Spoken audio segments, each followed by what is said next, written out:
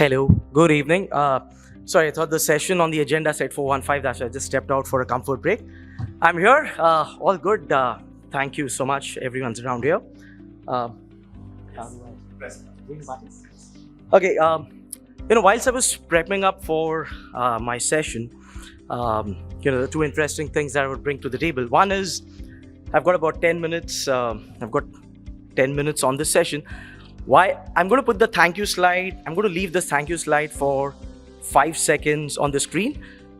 So if you could get towards the end of the 10th minute, if you could get your QR code scanner ready, it would be great. There's something interesting for all of you. The second part, whilst I was prepping for this session, I came across a very interesting data point on data.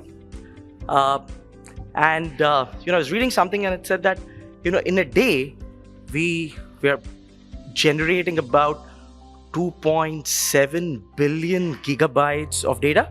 And I started to read more about it and said that that data could be on 100 million Blu-ray DVDs and so on and so forth. So that got me intrigued and I started reading more about it. And it said that the main contributor of this data, and I think what we saw on the advertising report echoes what I read. It's videos and social media interactions that make up the most of whatever data is being contributed in a day. And we also saw on the report that online videos are going to increase. I forgot the percentage, but it's definitely increasing by 20% plus year on year. And whilst we look at videos, how can we forget the largest video streaming platform that's available around us, which is YouTube. And that itself generates about, the new content that's uploaded on YouTube a day is about 1 million hours of new video content that's out there. That gives rise to a huge opportunity for people sitting in this room and people outside as well.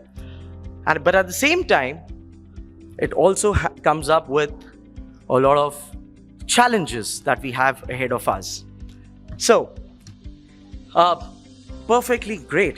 There's nothing wrong what you see on screen out over here.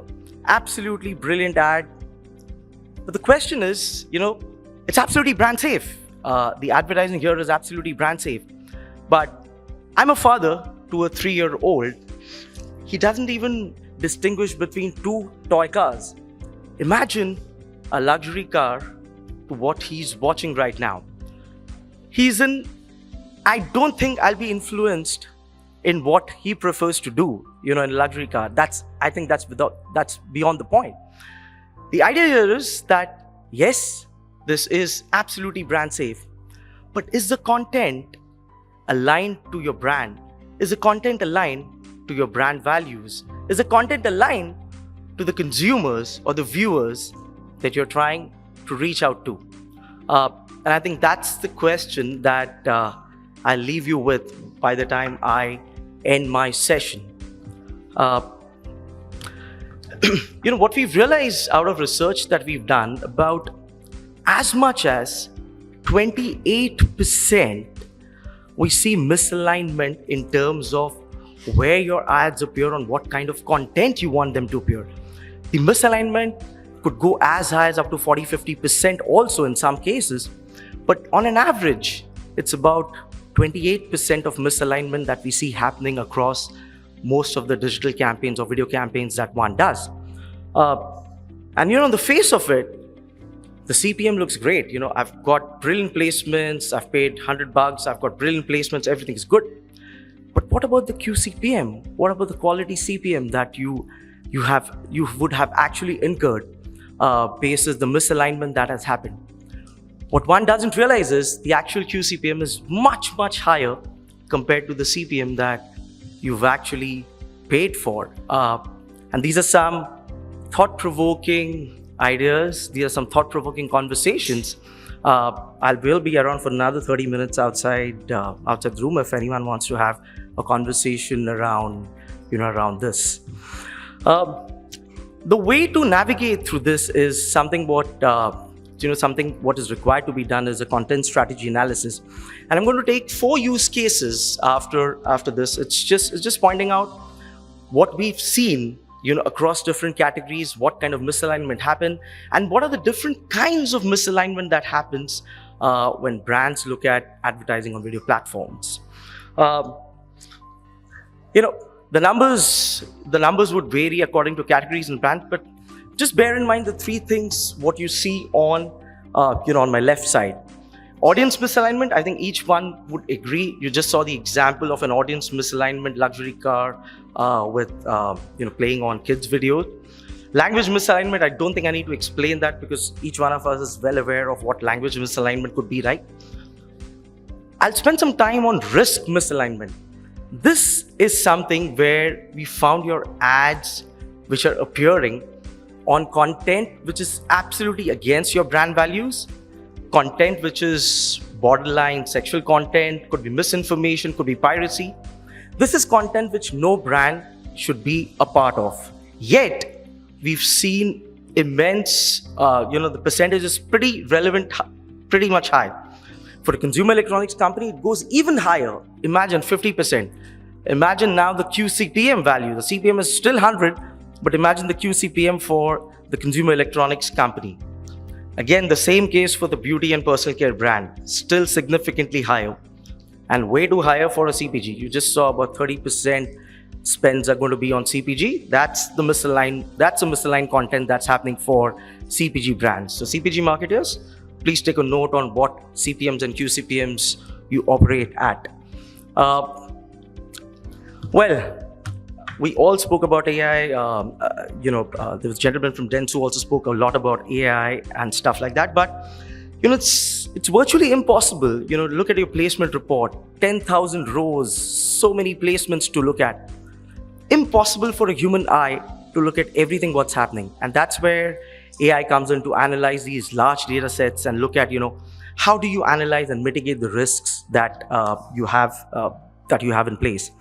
And this actually requires a multimodal approach, not a unidimensional approach that's been out there in the industry. It requires a multimodal approach to look at audio, to look at text, to look at actually what's playing inside the content. A lot of other variables, what is the viewership trend, what is the sentiment analysis of the video of the particular channel, and so on and so forth. A lot of it needs to be taken into account before you actually realize that, is this channel, is this video apt for me to place my brand dollars in? And if that's the case, then definitely invest. But for a human eye, it is impossible to get that going. Just a quick demo. I won't take a lot of time. So just a few things on how things could look like from a channel factory lens in terms of how we analyze things, in running video content. I'm going to skip that. The idea here is that, if you're looking to maximize ROI, if you're looking to maximize advertising impact, there are 3 key variables, right? What I look at. One is brand suitability, what we've been speaking about. Second is contextual alignment. What is apt for your brand? What kind of content do you need to partner with? What kind of creators do you need to park your brand dollars with? And then the other part is looking at your inclusion and exclusion list on what is the diverse and untapped audiences that you've excluded all this while through your exclusion technologies. And there are quite a bit what we've seen, what brands exclude when they look at blunt exclusion lists. It could be gender, it could be age, ethnicity, and so on and so forth. So the idea is to maximize ROI. There needs to be the intersection what you saw on your previous screen, and that's what's going to move the industry forward. From here on. What you've heard me speak over the last five odd minutes is all about, how do you avoid being part of the negative content, being a part of positivity, and that positivity would amplify not just your own media campaigns and your efficiency, but also do good to the planet and have greater sustainability built into whatever we do from here on. I'm just in time. I'm I'm a little ahead of time, but I'll give the time back to you guys. Keep this on for 5 more seconds, and thank you from my side.